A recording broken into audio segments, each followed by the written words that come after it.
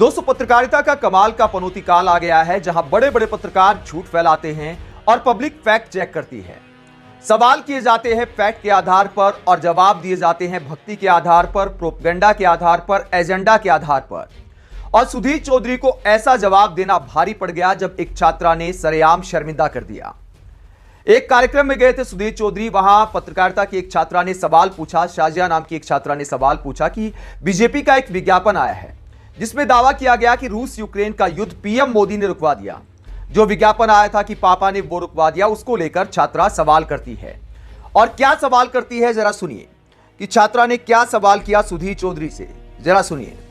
Hello sir, Shazia this side from Galgodias University and firstly I'm very honored कि आपको TV पे देखा था, आज फर्स्ट फेस टू फेस देख रहे हैं।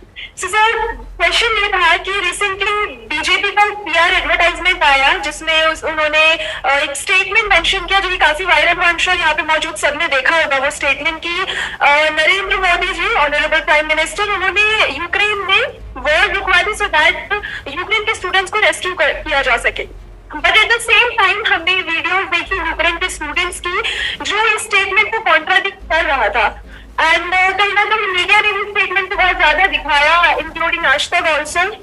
सो आपको नहीं लगता कि कहीं ना कहीं मीडिया मिस इन्फॉर्मेशन दे रही है पब्लिक को किसी हद तक? तो ये छात्रा सवाल करती है, आरोप लगाती है कि मीडिया मिस इन्फॉर्मेशन यानी गलत जानकारी जनता में फैलाती है।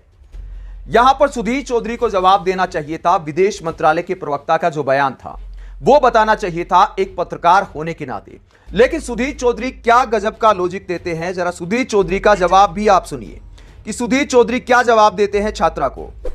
ये स्थिति इसलिए बढ़ गई क्योंकि विपक्ष जो है उसको ये बात बड़ी बुरी लगी कि ऐसा कैसे हो सकता है। अब मान लीजिए विपक्ष ना हो तो सारे लोग क्या कहेंगे। भारत के लिए कितनी बड़ी बात है, देखिए कि आज हमारा कद कितना बढ़ गया कि हमारे कहने पर हमने थोड़ी देर के लिए युद्ध रुकवा दिया। वो युद्ध अगर आपके पापा ने रुकवाया होता हाँ, तो आपको कितना अच्छा लगता? ऑब्वियसली लगता। पर आज सच में रुकी होती तो हाँ,